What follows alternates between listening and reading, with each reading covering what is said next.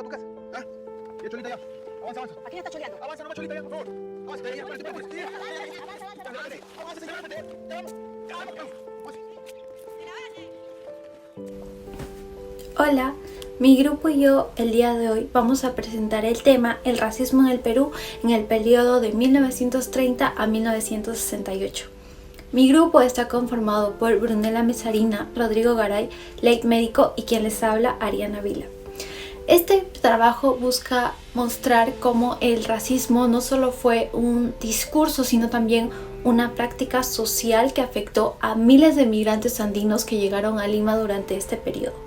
El racismo en el Perú tiene raíces profundas que vienen desde la colonia y se transforman en la República.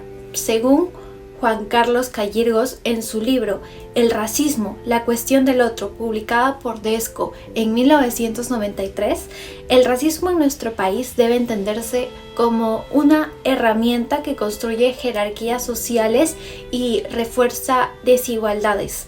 Es decir, no se trata solo de prejuicios individuales, sino de un mecanismo que organiza la vida social y distribuye el poder. Cayirgos explica que en el Perú muchas veces el racismo no se expresó tanto en la idea biológica de lo que es la raza, sino algo que él llama la racialización de la cultura, que sería la discriminación hacia quienes hablan distinto, hacia quienes comen diferente, visten de ropa andina o escuchan huayno en lugar de música criolla. Esto es importante porque nos muestra que el racismo no se limitó solo a insultos, sino que fue un sistema de exclusión social. Esto significa que para entender el racismo en el Perú entre 1930 y 1968, tenemos que ver cómo se usaban los discursos culturales para marcar diferencias entre los limeños criollos y los migrantes andinos. Como también explica Cayirgos, el racismo funcionaba como un mecanismo de diversión donde la élite se veía como superiores y colocaba a los otros grupos como inferiores. Por ejemplo, en esa época, las prensas, los políticos y hasta las caricaturas construyeron un imaginario en donde el migrante se veía como torpe, sucio o violento. De esta manera, el racismo se normalizó como parte de la vida cotidiana y no parecía raro que alguien lo reprodujera como un chiste en un titular de periódico o en alguna historieta popular. Uno de los mejores ejemplos para entender cómo funcionaba este racismo cultural es la historieta Serrucho, que esta fue publicada en el diario Última Hora entre 1952 y 1962. Según Luis Rodríguez, en su tesis de maestría titulada El migrante estereotipado, etnia y humor en Serrucho, de 1950 a 1962, presentada en la PUC en 2019, y en su artículo publicado en la revista Argumentos en 2020, Serrucho mostraba que el migrante andino era presentado como un personaje sucio, violento y poco civilizado. Lo importante es que estas imágenes no eran simples bromas. Rodríguez explica que la historieta funcionó como un artefacto cultural, es decir, un medio masivo que transmitía y reforzaba los prejuicios sociales de la época. El público, al reírse con Serrucho, también estaba aprendiendo que el migrante era alguien inferior. Esto demuestra que el racismo se difundía incluso en espacios de entretenimiento.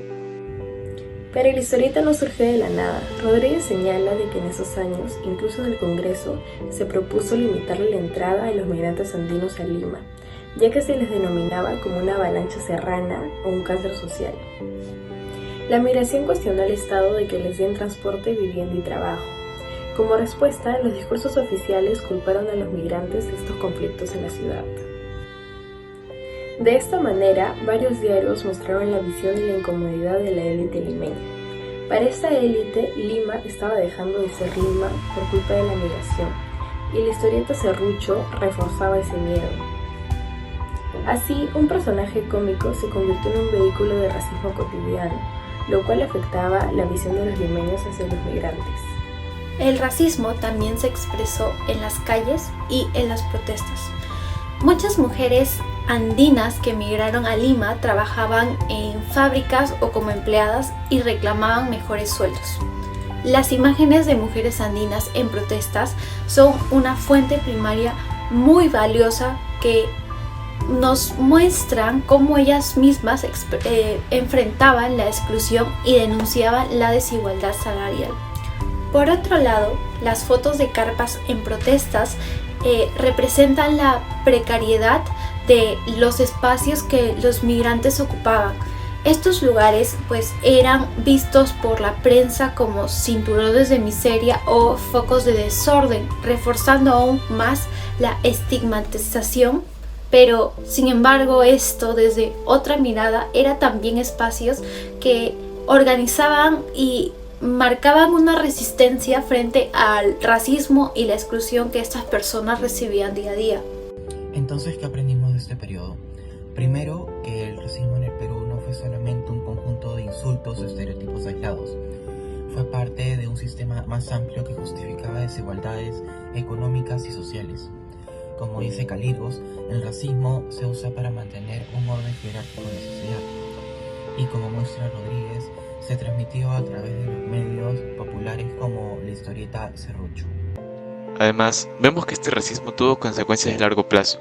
El término serrucho, que nació de la historieta, pasó a ser un insulto en la vida diaria, y hasta hoy muchos prejuicios contra los migrantes andinos siguen presentes. Recordar estas imágenes y discursos no es solo mirar al pasado, es reconocer cómo se construyeron los estereotipos que aún circulan en la actualidad. Por eso, estudiar este tema nos ayuda a entender que el racismo es una práctica histórica que se data y persiste, y que desmontarlo requiere reconocer primero cómo fue construido.